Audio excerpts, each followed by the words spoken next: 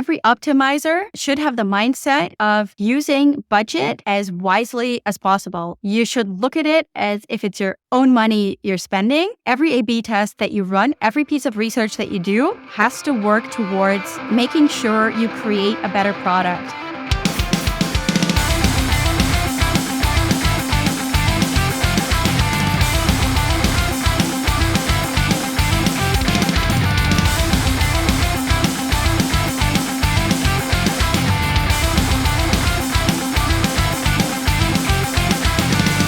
What is up, certified homies? Welcome to another episode of From A to B. You have Shiva here, and I'm joined by a true certified homie, Els, Bells, Aerts. You like that nickname? Nobody has ever called me that before, Shiv, so I'm still on the fence about it, but by the end, I might. I'll let you know. I'll let you know in 30 minutes.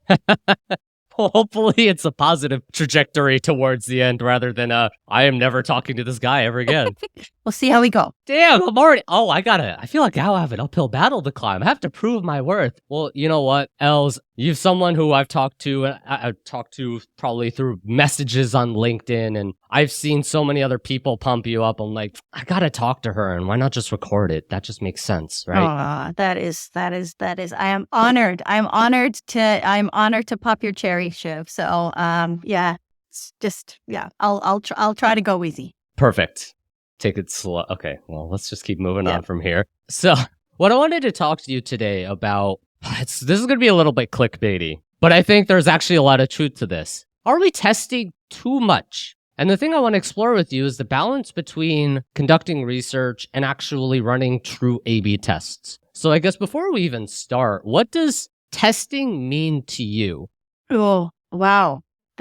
Thanks for going easy on your first question there. I think this is very broad. So as soon as somebody says A/B testing, I'm quite adamant that you do mean A/B testing, because there was somebody on LinkedIn recently like, yeah, we did an A/B test. And it was like, actually, no, you did a pre-post test, which if you don't have enough volume to test, etc., is fine, but please do not call it an A/B test. This is not what that means. There are various ways to test things. There's user testing, there's tree structure testing, there's card sorting. I think a lot of these things can sort of hold the balance or skew the thing between research and test. It depends on what you're using it for. Are you using it to learn something, or are you using it to see, does version A perform better than version B? And you can have that in A/B test, but you can also do like a tree structure test on two different structures. It's an interesting dichotomy to think about that, because A/B testing can and should be used to learn. And perhaps there is a little bit of like, well, research is only learning and A/B testing is only validation. There is a pretty complex intertwining between A/B testing and research. And that's why I asked that question, because people do think they're different. And many times I just call them the same thing. And it's just A/B testing is a method of research, in my opinion.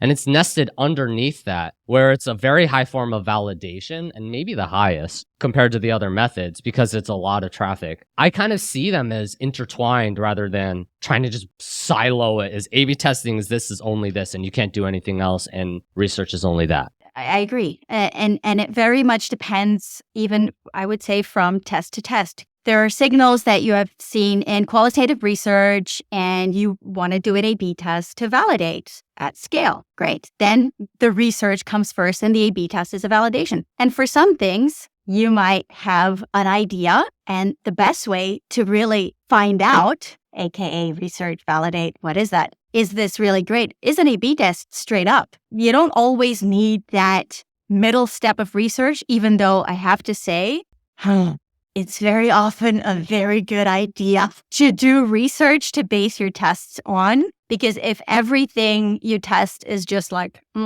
I have this, let's just put my finger in the air. What do I think today? These are quite often very expensive tests, especially if you're a small company and you have a limited bandwidth, a limited time, limited budget to run tests on. If you're only going to do 20 tests a year, and there are companies who only do 20 tests a year, testing everything simply is not an option for you, period.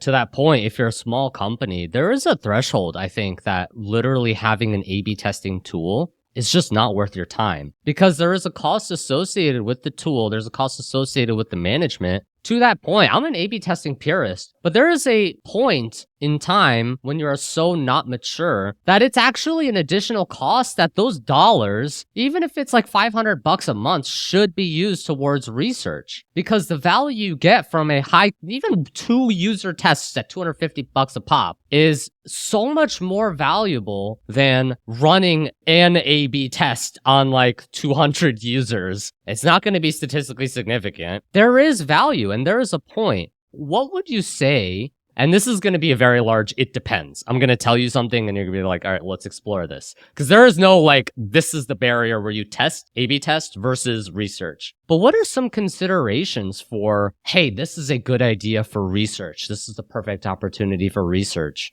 versus let's just punk this through an A/B test. I think a very important first question is always basically, what are you trying to find out? What is actually the question that you have? Not everything that an A/B test gives you the answer to can be solved by doing research. Because sometimes people come to me and they go like, oh, Els, we know that you love user research. We know that you love user testing. We want to do user testing. And I'm like, that is the wrong thing to say. Wait, I want to follow up with you. So there was a post that I saw about a very prominent Fortune 500 person, a product owner, who said something along the lines of, I'm going to jumble the words so no one can dox this person. Basically, they said, I don't need to A/B test because I do enough research on our users.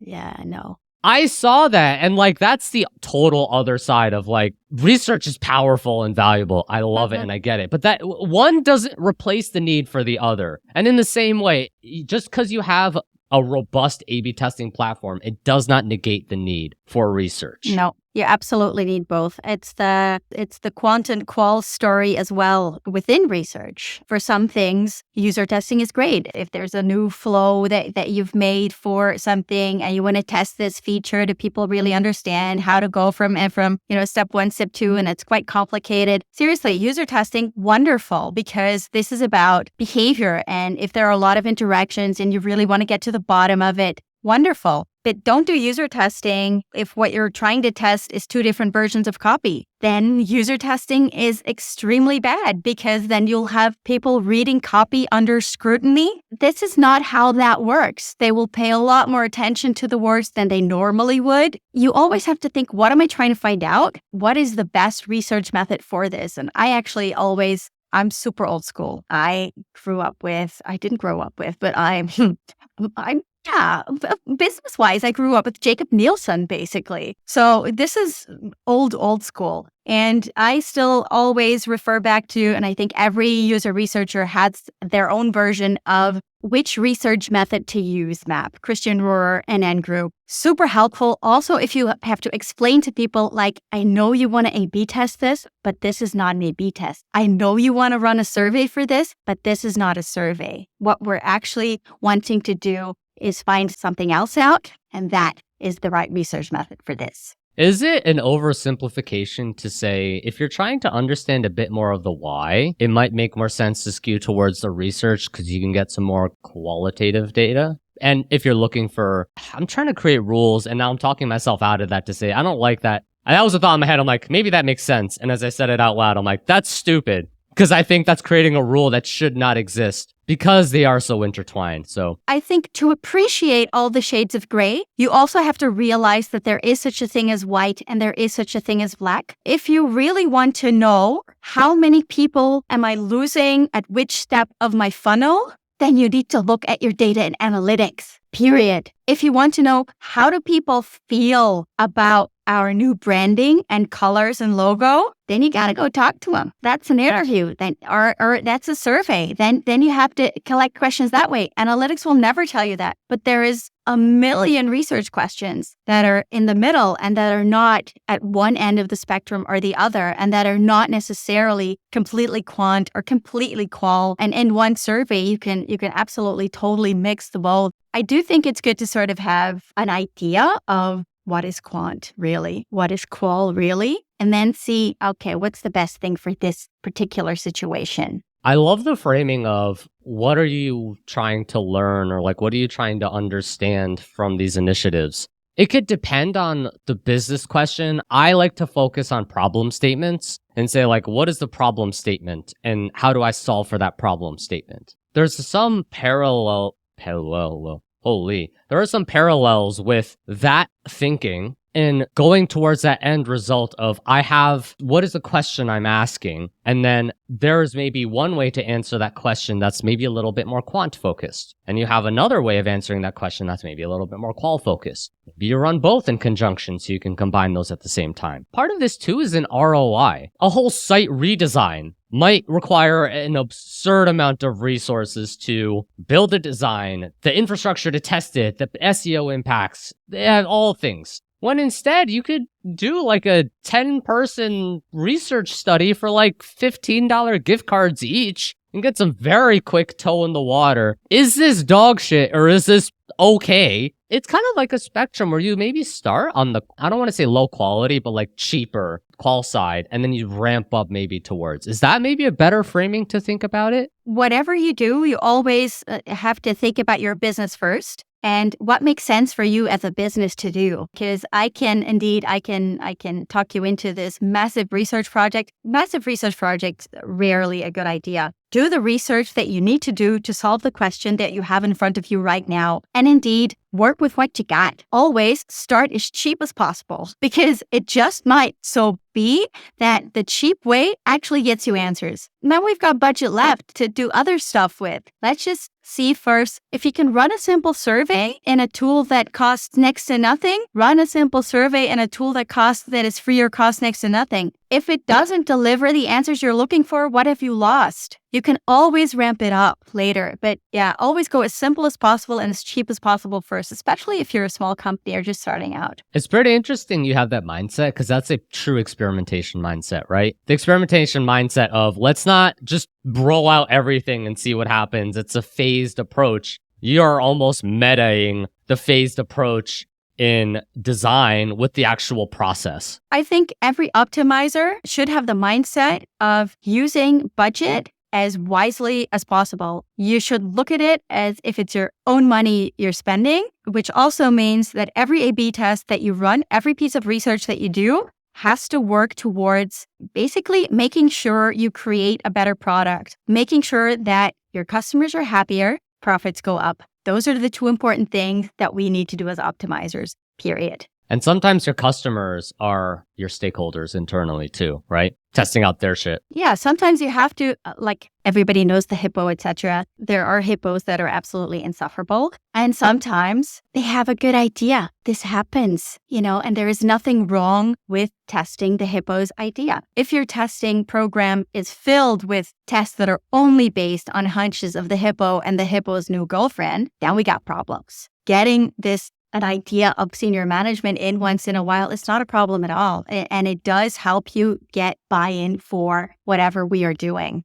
I love this. I totally agree because so many times I've seen CROs complain about hippos. And like you said, and I'll agree, there are some that are atrocious and suck. Hippo, for any new folks, is highest paid person's opinion. Basically someone who's like, test my idea because I am smart and you're dumb, so do it. That can be bad. That can be bad. And I just caught myself on a very sexist remark. I said the hippo's girlfriend. Can you bloody believe it? Oh my God. So the hippo's boyfriend or girlfriend. Damn. Their partner. Their partner. Exactly. So on one hand, yes, their ideas can be terrible. I love this conversation already because I could sense so much of the practicality that you bring to the table. And that's something that I very much support on this podcast is not the epitome, top tier, best thing ever experimentation program, because not everyone is Michael Jordan. We are just trying to go to the rec center and shoot some hoops. And that is fine. That's okay.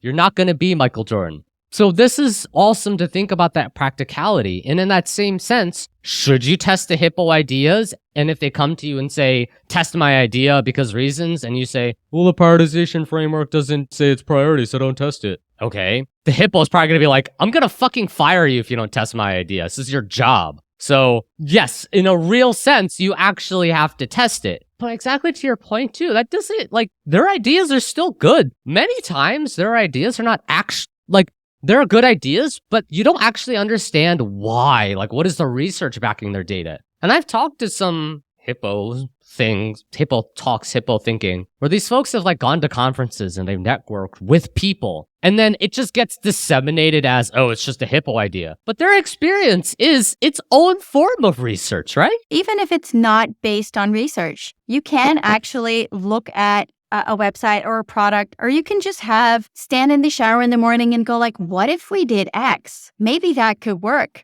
That's fine. Unless your whole testing roadmap is filled with hunches. A hunch once in a while, especially if it's a hunch from somebody who's actually paying for the program, is a good thing to put in. If there are 10 hunches to test, there won't all be winners. That's impossible. And this will also help prove that. It's okay to take ideas that are not backed in research. For me, when I prioritize, if it's backed in qualitative data, quantitative data, all this stuff, it gets extra bumps and that brings it right to the forefront. But in many cases, like we've been kind of going full circle here, it's about that E, the effort. What is going into running that test? With enough research, you can overcompensate for that effort. But if there's a large effort to maybe build out that test, then maybe you offer that off-ramp of the research route or something else or other mechanisms. So you can continue to explore these options, and maybe that one research initiative, that one thing you do to validate, will give you enough evidence to push it forward towards an A/B test.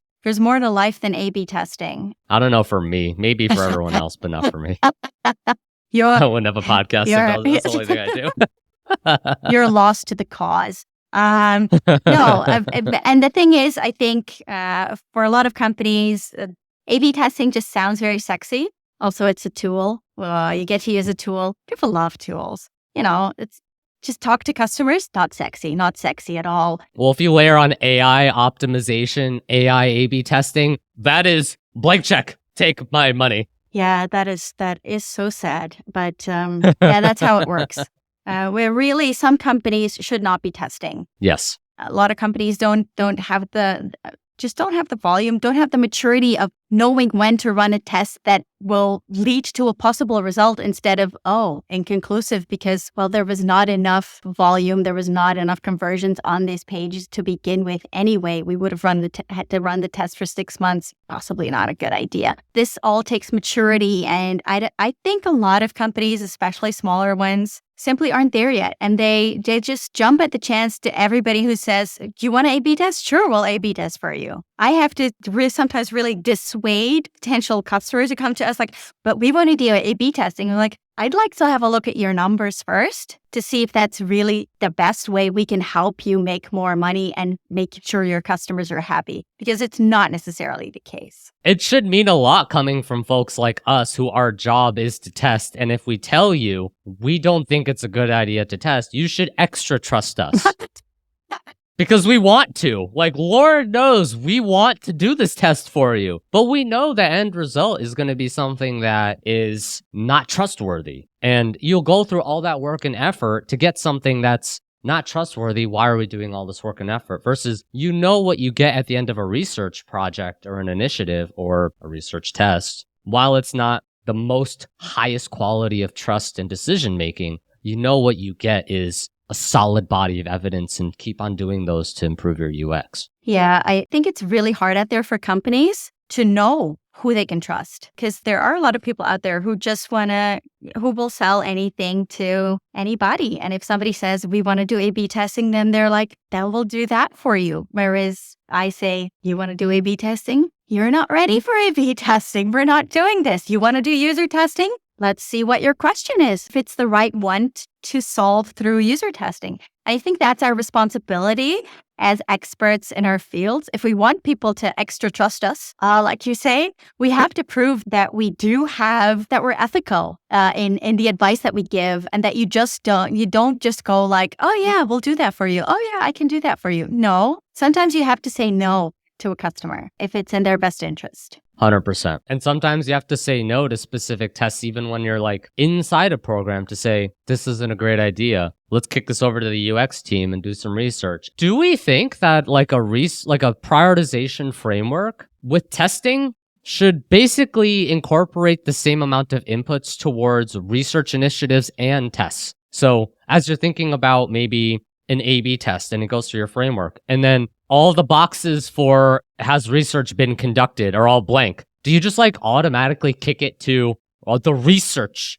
Do a research initiative, and you don't have an A/B testing framework. You have like a research framework that includes A/B testing for validation. You know what I mean? Yeah, I think having a prioritization model for A/B tests is good. If you have the capacity to run a lot of them, then prioritizing the ones that are most likely to yield a good result for you is important. And at the same time, optimization goes beyond A/B testing. So there is research that you do. There are strategic business decisions to discuss with management that need to be talked about. If a company works with OKRs, then you're like, okay, so now we will work on this. The research we do will be geared towards goal X, and all the A/B tests we will do as well. But these are things that can be done simultaneously. It's not either or. It's not like we'll do A/B testing. Oh, wait, we can't do research. No, I think you'll often find that if you do research like a really extensive survey or interviews or user testing, not just like a one question survey, but like really extensive research,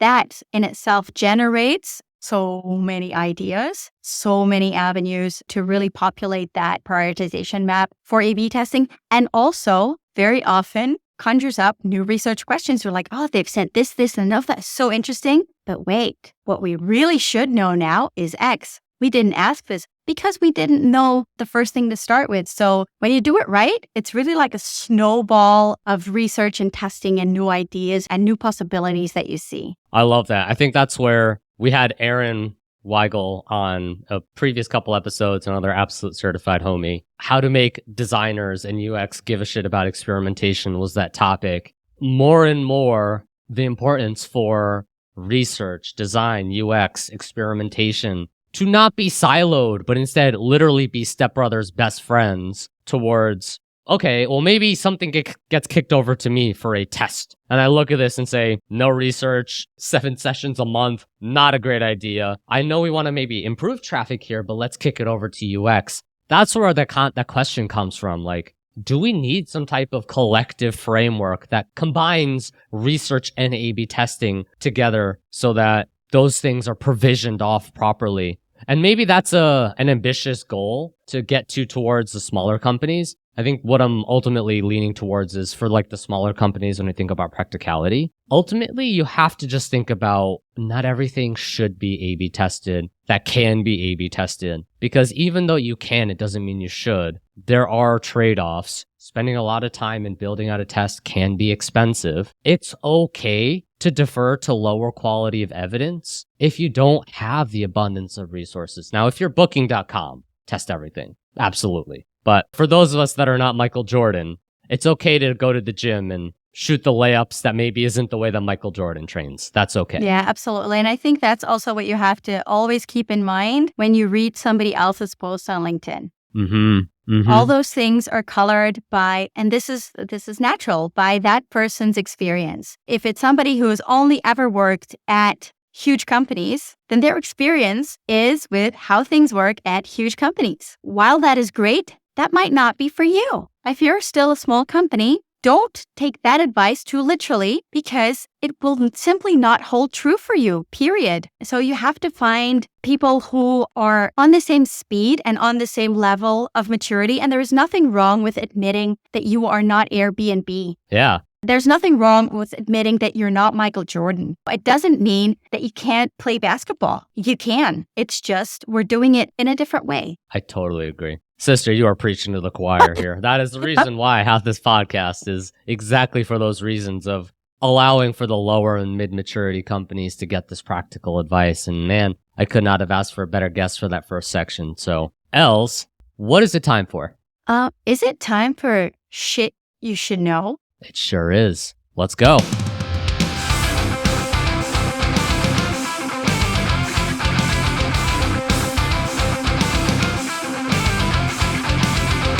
Time for shit you need to know, which I was trying not to spoil it because, Els, you almost did spoil it. So this comes courtesy of Nielsen Norman Group, aka Jacob Nielsen. I did see this article. It was posted like a year ago, but it popped up in my feed pretty recently around specifically usability testing with older adults. It's something that I think I just never really put into my brain that there's cohorts for desktop versus mobile, high intent versus low intent, geographic, all these other things. And then I actually thought about demographics. Now, I'm not saying you necessarily need to create like a 65 plus site versus a under 30 site. Like, not saying necessarily cohort that way. As a rule, your site has to be accessible across all audiences, including perhaps those with disabilities for accessibility changes, but also those who are like my mom, who zoom in at like 300% on their phone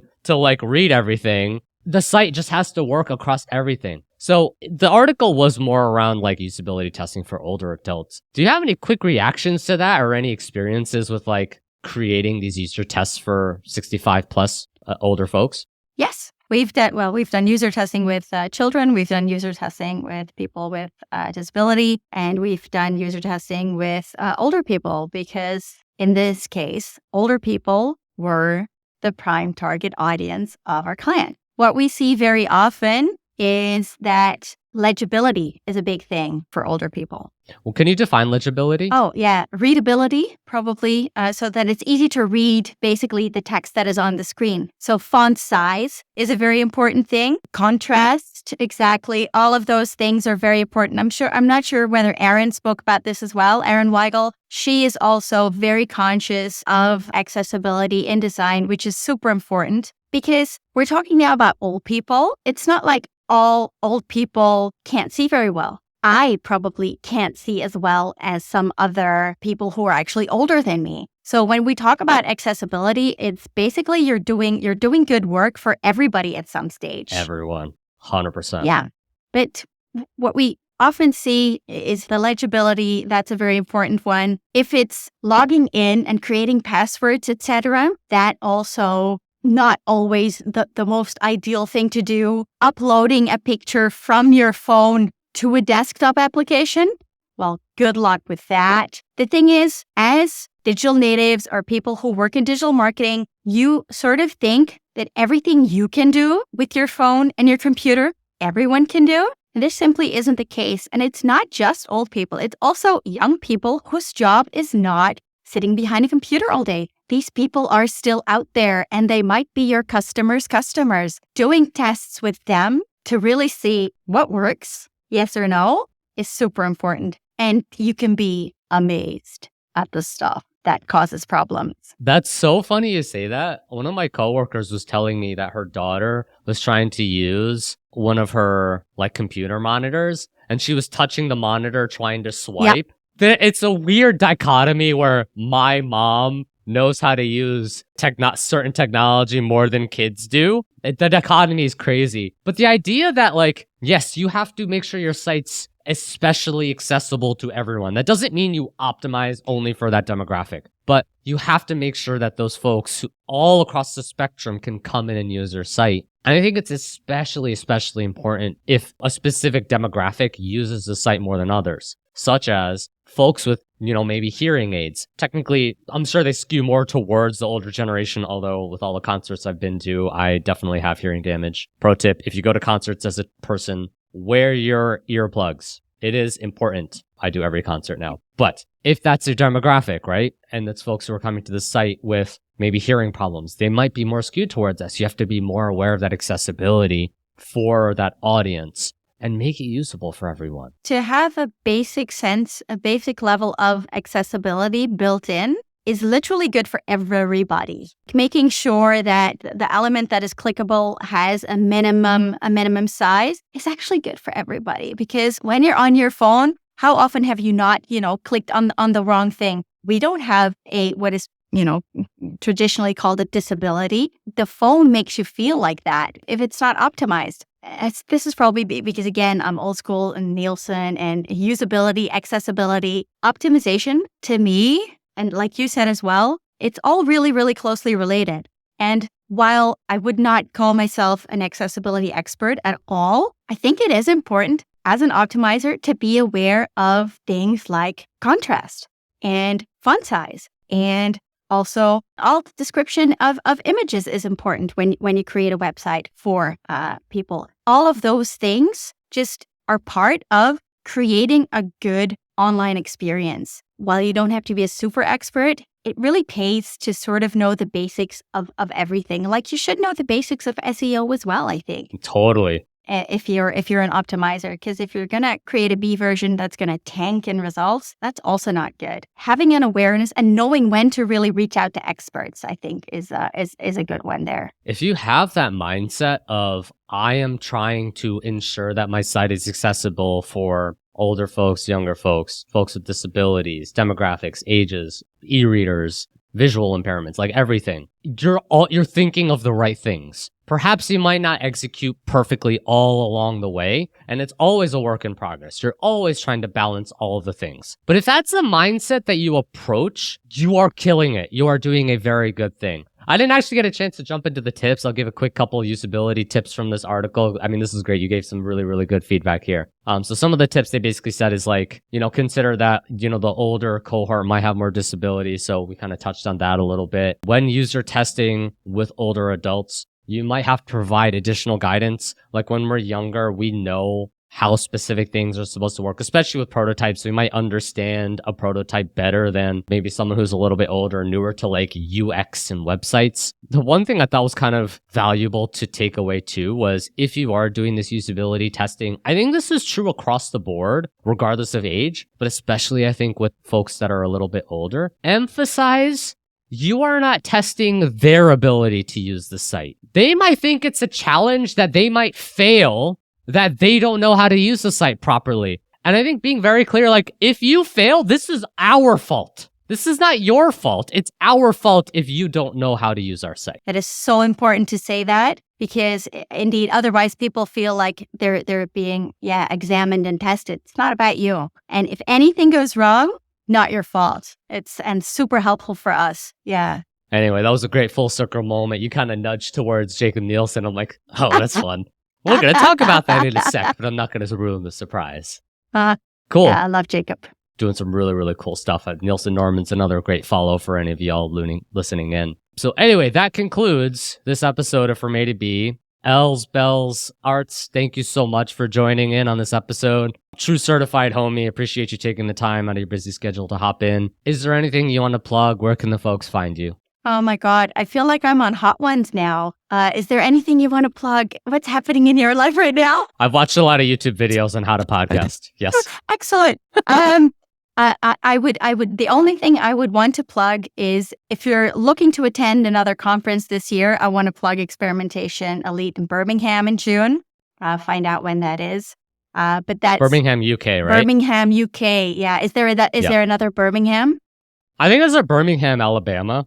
I'm not going to Alabama, folks. I'm staying in Europe. So, Alabama peeps, there will be no Els belts for you, but I will be signing off all my future emails this way. Thank you, Shiv, for giving me my new name. Appreciate you, Els. And for everyone tuning in, please leave 5-star reviews, no 1-star reviews. If you leave 1-star reviews, I will find you and I will say very nasty things about you on this podcast moving forward. Thank you guys so much for tuning in. I appreciate you guys. Bye-bye.